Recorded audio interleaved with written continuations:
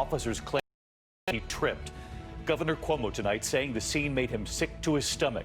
2 officers suspended, and then the fallout from that. Police officers standing with them, 57 of them resigning in protest after those suspensions. Also tonight, the series of cases that happened in the weeks before George Floyd now coming to light. An officer in Florida seen kneeling on an African-American man's neck during an arrest. In Tacoma, Washington, an African-American man dying in police custody, reportedly crying out, "I can't breathe." Tonight, what Minneapolis authorities are now asking for immediately, involving the police. Tonight, after those peaceful demonstrators were forcibly removed from in front of the White House to make way for that photo op, George Floyd's name now and the words "Black Lives Matter" painted in the street just steps from the White House.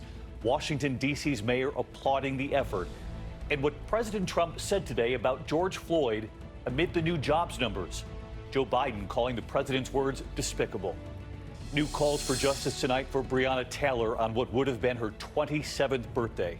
Rallies across the country to say her name. Shot 8 times by police while in her own home. They were looking for someone else. Of course, we know the pandemic continues, and the alarming news from the CDC tonight, the coronavirus death toll, they say, could hit 143,000 before the end of this month.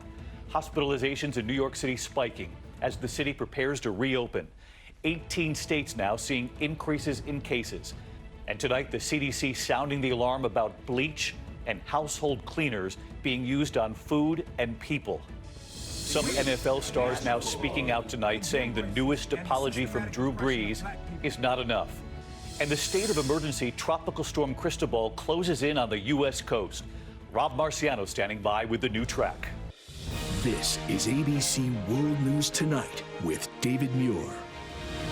Good evening, and it's great to have you with us. We near the end of another trying week here in America, a week of pain, a week of tributes, but also a week when so many have said, perhaps we are at a turning point.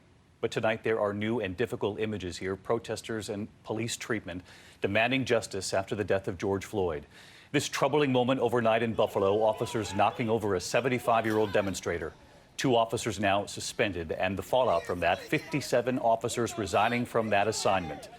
And now new cases coming to light in the weeks before George Floyd's death. In Sarasota last month, an officer seen kneeling on a man's neck, that officer now on leave. In Tacoma, Washington, in March, police investigating this Facebook video now, a violent takedown now ruled a homicide. The man reportedly yelling there, "I can't breathe," as well, before he died. Again tonight, protests across this country. This is Rockville, Maryland, in Detroit's Belle Isle Park as well. And in Los Angeles tonight, the protests. They are planned for the weekend across this country in so many places. And tonight, the action taken just today by leaders in Minneapolis banning the use of chokeholds and neck restraints like the one that led to George Floyd's death. ABC's Alex Perez leading us off tonight from Minneapolis. Tonight, growing outrage over this disturbing video showing 2 police officers in Buffalo, New York last night shoving a 75-year-old protester to the ground, the man laying motionless. Bleeding from his ear, someone frantically calling for help. A group of officers walking right past the man to grab another protester. The city at first saying the man tripped and fell, but after the video surfaced, those 2 officers suspended. But tonight, the union says 57 members of the city's emergency response team have resigned in protest of those suspensions. As for that protester, Martin Gugino, he's in serious but stable condition. Governor Cuomo speaking with him by phone. It disturbs your basic sense of decency and humanity. Why? And where was the threat? Who are we? How did we get to this place? The governor pointing out police have been targeted too, like this officer struck in the head with a brick. Police say it's why this officer then pulled out his gun. Over 11 days of protest, hundreds of police officers injured, at least 5 shot during clashes with protesters. Still, every day a test for officers, aggressive tactics under the microscope. Police in LA investigating this video, showing officers allegedly firing rubber bullets at a group of teens out after curfew. Sir, why am I entertained? And tonight, incidents before George Floyd's death now under investigation. Got your knee on my man's neck, man. In Sarasota, this officer on leave after these images surfaced showing him kneeling on a man's neck in May. And in Tacoma, Washington, police investigating this video posted on Facebook showing the violent takedown of Manuel Ellis back in March. His death now ruled a homicide. The 33-year-old reportedly yelling at one point, "I can't breathe," before police say they tried to help him and called medics. We want answers. No more talk. And the officers who committed this crime should be fired and prosecuted. So let's get to Alex Perez, who's been in Minneapolis from the beginning for us. And Alex, we know major changes today passed by local leaders when it comes to the police force. Yeah, David, the city council here approving that ban on chokeholds and neck restraints. It requires police officers to report their colleagues or risk being disciplined as if they committed the act themselves. David? Alex Perez leading us off on this Friday night. Alex, thank you. This is the 11th night of protests across this country. And outside the White House, President Trump today, while celebrating an unexpected slight improvement in the jobs picture, he brought up George Floyd, but his words did draw criticism. Unemployment fell to 13.3% in May, down from 14.7%. The economy adding back 2.5 million jobs. That is a positive note. The president said the news made it a good day for George Floyd. ABC's Jonathan Karl, our chief White House correspondent tonight.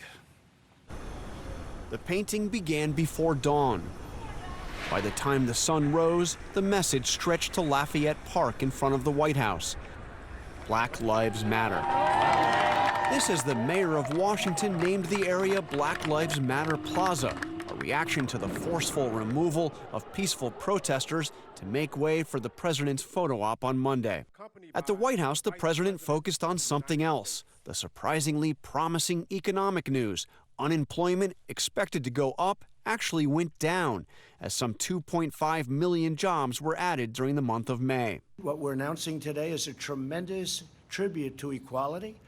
We're bringing our jobs back. But today's good news on jobs did not extend to African Americans. Their unemployment numbers actually went up slightly. Still, the president bizarrely said this was a great day for George Floyd. Hopefully George is looking down right now and saying there's a great thing that's happening for our country. There's a great day for him. It's a great day for everybody.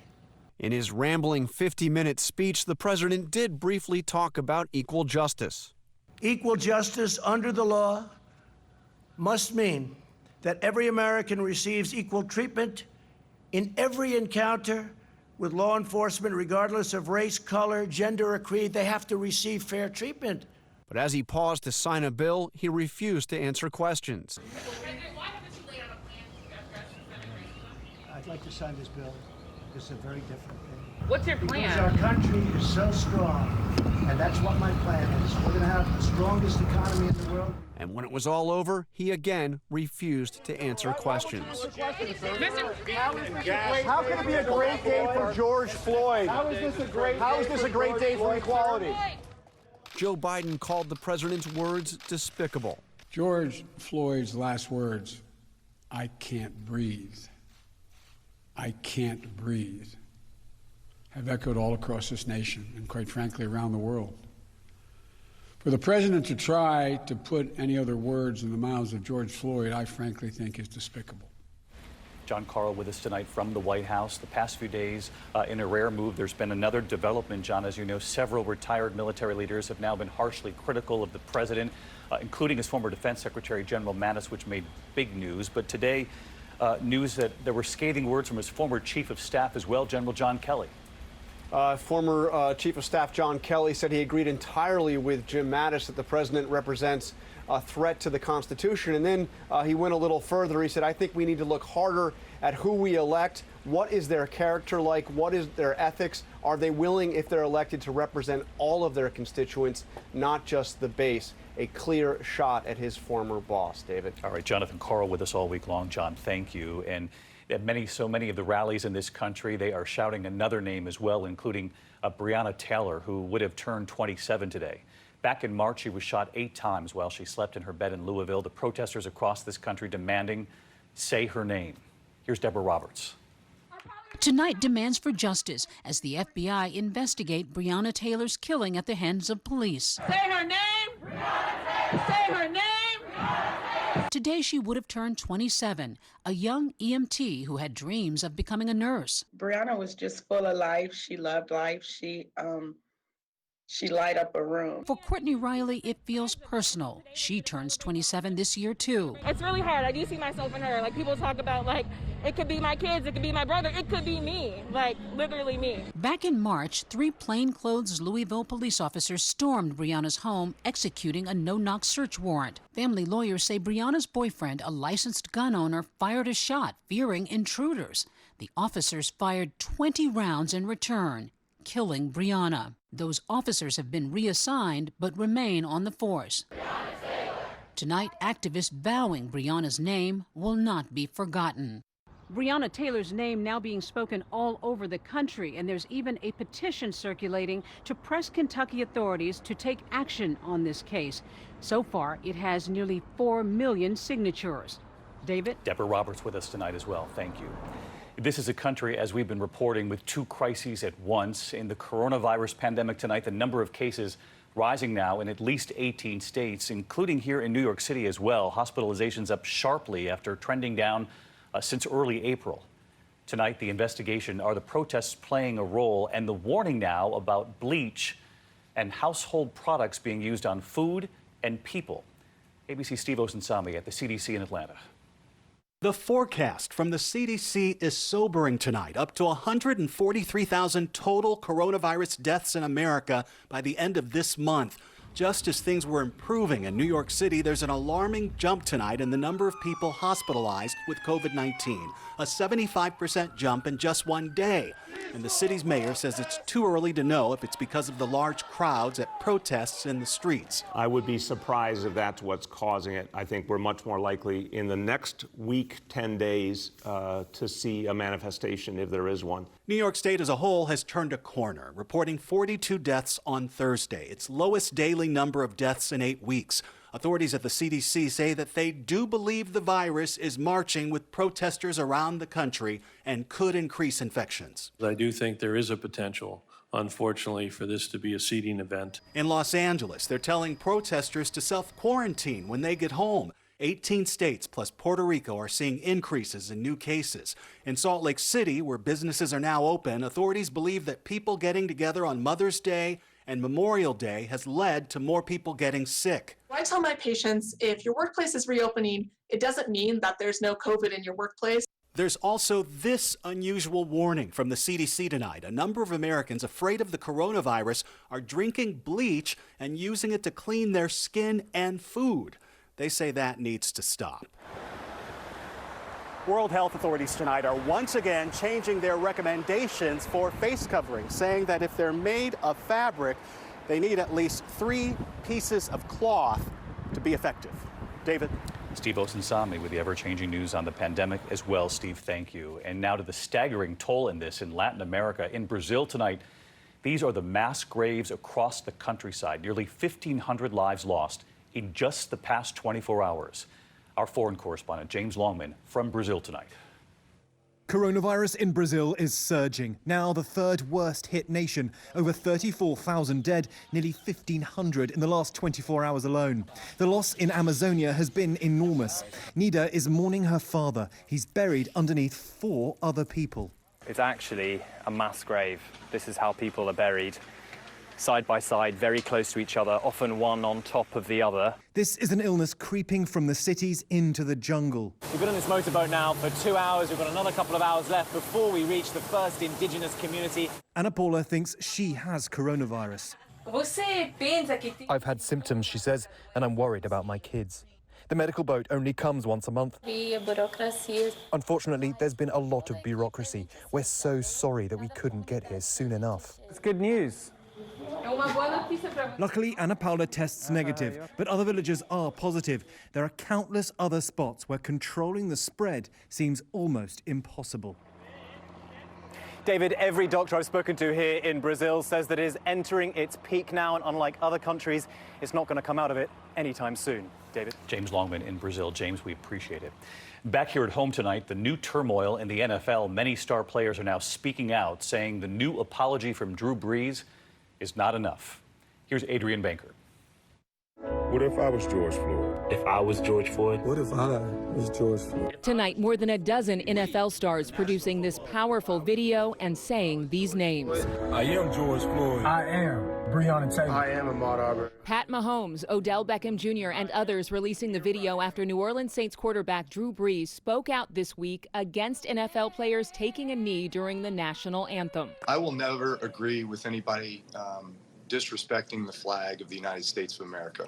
I envision my two grandfathers who fought for this country by standing there and showing respect to the flag with your hand over your heart. Brees angering fellow players and fans, some burning his jersey. He apologized the next day. I wish I would have laid out what was on my heart in regards to the George Floyd murder, Ahmaud Arbery, the years and years of social injustice, police brutality. I am sorry, and I will do better, and I will be part of the solution. How many times do we need to ask you to listen to your players? The players are now demanding the NFL take a stronger position against systemic racism and to admit their stance on peaceful protests begun by Colin Kaepernick in 2016 was wrong. And just tonight, Commissioner Roger Goodell putting in a video those very words that players are demanding, that they do stand behind players who want to protest, and saying the league says Black Lives Matter. David? Adrian, thank you. When we come back here tonight, the tropical storm nearing the U.S. coast. Rob Marciano standing by with a new track.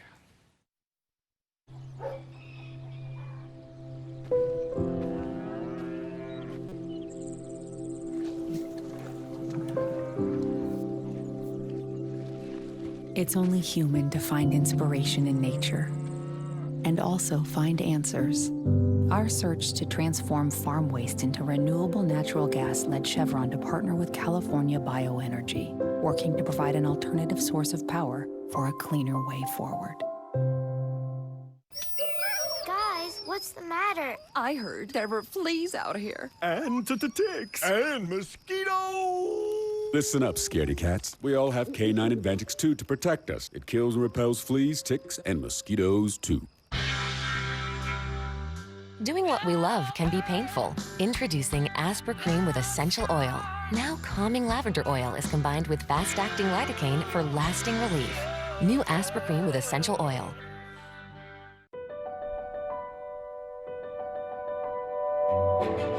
Reliability is everything. So if your network's down, you're down.